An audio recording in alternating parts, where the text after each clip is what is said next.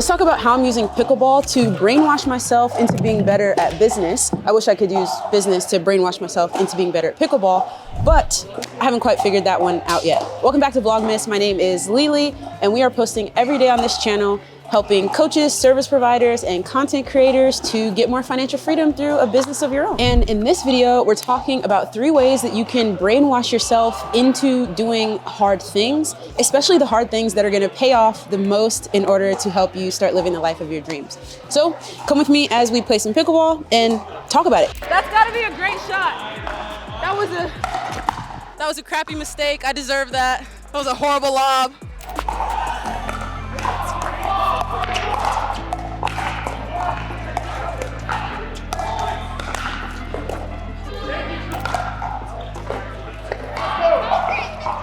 What is the first way that I use pickleball to kind of trick myself or brainwash myself into success? It is cold out here. Well, it's because I always try to have something outside of business that I find challenging. And that may sound counterintuitive because it's like, oh, business is hard enough. Now I'm just like making my life harder in more ways. But in actuality, it kind of tricks your brain into like flexing the muscle of doing hard things, but you don't realize that you're working on the hard thing because it's kind of fun. Also, if this is your first time to the channel and we are just meeting, you found me at the right time because right now we are doing Vlogmas, which means I'm posting a daily video right here on YouTube, but I am also posting a daily school exclusive inside of my free school community. And that's where I go even deeper into the nitty-gritty of some of these business concepts that probably wouldn't perform well on YouTube, but are very, very important for your business success. So you can use the link in the top comment to join the free school community, check out those school exclusives, or you can leave a comment telling me how you brainwash yourself into doing hard things, and I will respond with the invite to school. Also, the third brainwashing method that I'm going to tell you about in this video is one that I used this month to add an extra $10,000 to our business to take us from $30,000 a month to $40,000 a month. So just make sure you stick around for that because it's working and I want to share it. Like for the most part, I'm playing pickleball to have fun. But when I first started, it was so that I could just pursue something new, like something that I wasn't good at, never had played before, in order to like flex that muscle of learning something. And going through the process of how you learn for something like pickleball or the same thing, or I feel the same way about like Rubik's cubing, is very similar to the process that you use in, well, I was gonna say basketball, that too, but in business. Like today when I'm out there playing, you guys probably saw when I did a horrible lob and then the guy hit the ball and hit the camera. And the next play, when I got the opportunity, I intentionally did a lob again and I missed it. And then I intentionally did a lob again a few plays later and I made it. And it's the process of just like messing up and intentionally going back and trying to get it right.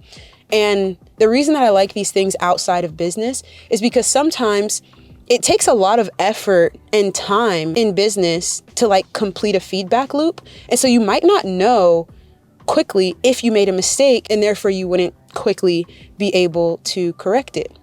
Like for example, you might try to run your first webinar and you spend all of this time like posting content, sending emails, and then like no one shows up. And you just spent 3 weeks not knowing that all of your efforts to get people to show up were not working because it just takes a long time to get to that point of feedback. But if you can have something outside of basketball, or I keep saying basketball, if you can have something outside of business that has shorter feedback cycles, it will train you to look for opportunities to fail fast and find success. I always say, if you knew that you had to fail 15 times before you would find success, you would try to get those 15 failures in as quickly as you could. Like you wouldn't wait 15 months and just know, okay, I'll succeed in 15 months. You would probably try to get those 15 failures in today or this week so that you could get to success faster. This is absolutely true about business. It's just that you don't know how many failures you are away. And that's what prevents us from trying to get failure and feedback cycles in quickly. Because we either think, I'm gonna do this so perfectly one time and find success, which is of course not true, or we just don't know how many times we have to fail, and so we fail too slow. So all of that to say, taking up new hobbies, things that are difficult for me, either physically or mentally or a combination of both, reminds me that it is so important to fail and to intentionally pursue something that I'm currently not as good as I want to be at, because that's exactly the mindset that I want to have in my business. So if I train that muscle, then I'll be better at it. The next way that I brainwash myself into finding success is to think about Jerry Judy and Shedeur Sanders. And I don't know if you guys have been watching what's going on, but basically this situation the other day when these two guys were arguing on the sideline, Shedeur was right. But anyway, when these two guys were arguing on the sideline, it reminded me of this concept that a mistake is always the fault of a better player. And if I want to consider myself the best player or the best business person that I can possibly be, I need to take ownership of the mistake. So how does this relate to those two guys? Shedeur Sanders throws the ball, and some people feel like he threw it too far. And some other people feel like Jerry Judy didn't run hard enough or even put his arms out to try to catch the ball. You can tell what side of the argument I'm on. But when those two guys go to the sideline, I just hear my old basketball coaches saying in my ear, a mistake is always the fault of the better player. By blaming someone else, you're saying basically that you weren't good enough to fix it, right? Like if I'm Shedeur, I'm saying, ah, man, that's my bad. Like, you're a little slow, but I could, I'm good enough to adjust that, right? If I'm Jerry Judy, I'm thinking, you know what? That's my bad. You threw kind of a bad pass, but I'm so fast that I got to it anyway, right?